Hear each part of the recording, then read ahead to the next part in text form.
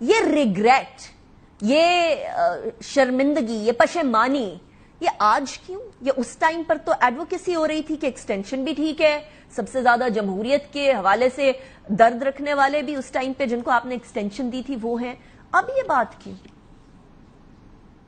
شکریہ. بسم اللہ، اللہم صلی علی محمد وعلی آل محمد. دیکھیں، تمام پولیٹیکل فورسز جو ہیں وہ اپنی غلطیوں سے سیکھتے ہیں. یہ جو فیصلہ تھا اس میں فورسز اس دن شاید وزیر اعظم کو اتنے ووٹ نہیں پڑے جتنے باجوہ صاحب کی ایکسٹینشن کو پڑے تھے. اس میں اس بیتی گنگا میں سب نے ہاتھ دھوئے تھے. تو اگر ایک چیز کا اظہار اسد قیصر صاحب نے کیا ہے، میں سمجھتا ہوں مناسب بات ہے. اصولی طور پہ یہ ہے، اگر آپ میرے سے پوچھیں تو اصولی طور پہ تو جب ٹائم پورا ہوتا ہے تو پھر ایک نئے کمانڈ کو آنا چاہیے.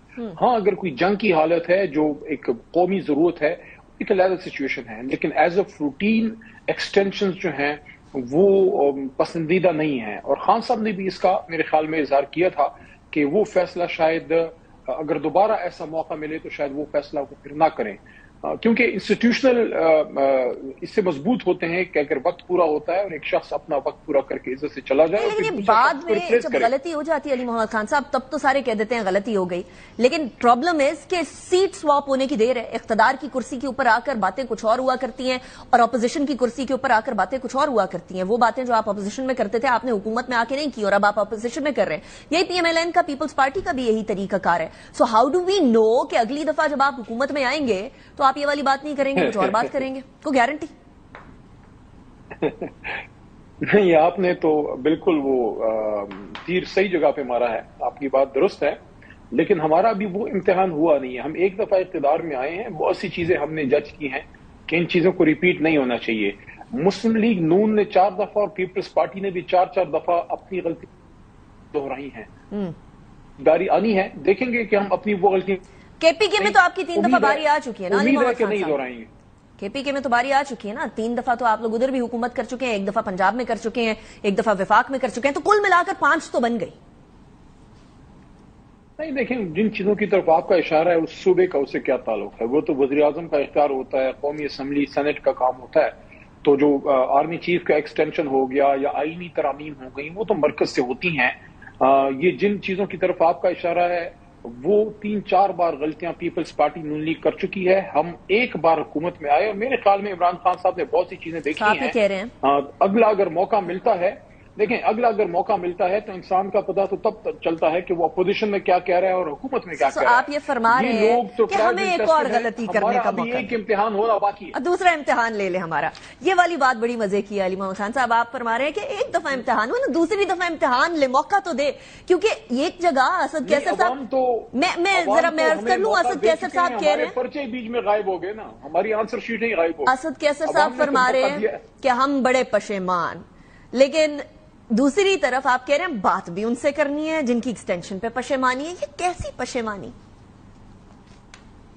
دیکھیں، اگر آج ہم یہاں بیٹھ کے یہ بات کریں کہ پاکستان کی جو ریاستی امور ہیں، جو ڈیموکریٹک سسٹم ہے، یہ فلی انڈیجنس ہے، اس میں کوئی انٹرفیئرنس نہیں ہے اور بالکل سول سپریمیسی ہے، تو شاید ہم کسی خیال کی جنت میں ہوں گے.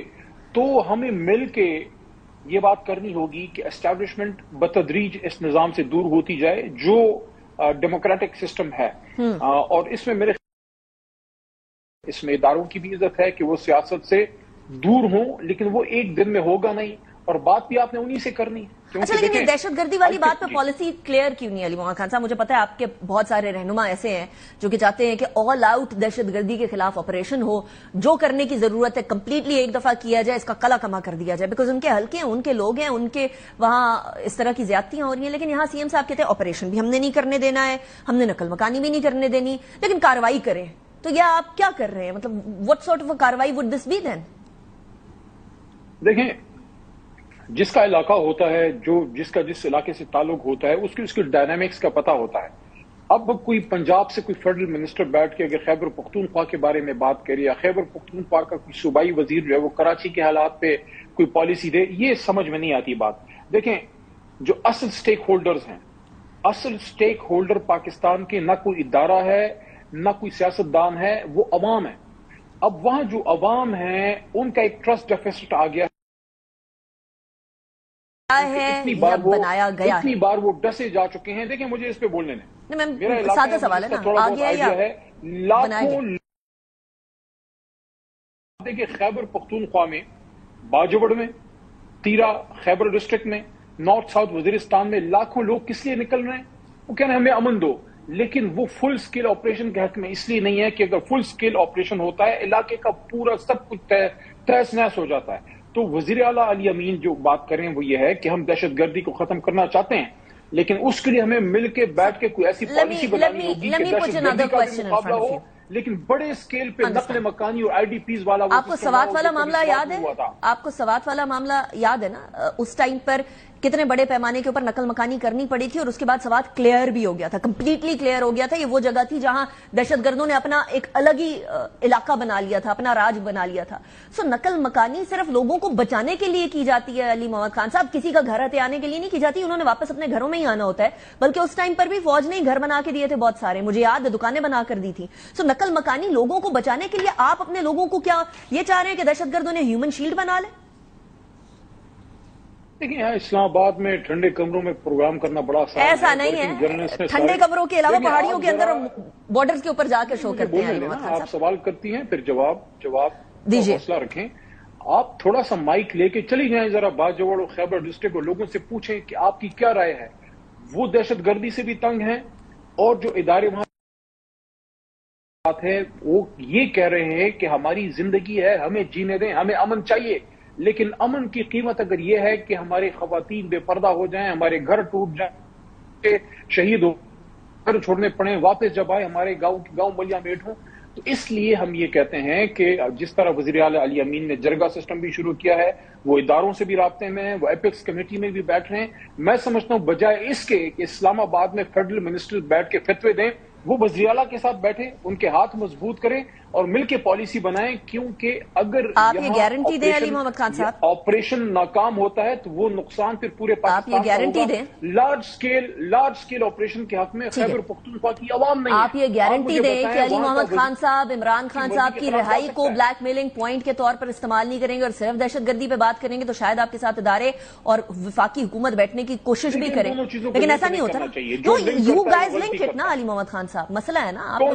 آپ مجھے بتائیں کون لنک کرتا ہے؟ کیا ایسا نہیں ہوتا کہ دہشت گردی تب ختم ہوگی جب سیاسی عدم استحکام ختم ہوگا، عدم استحکام تب ختم ہوگا جب عمران خان صاحب باہر آئیں گے؟ کیا یہ بات آپ کی پارٹی کی طرف سے نہیں کہی جاتی؟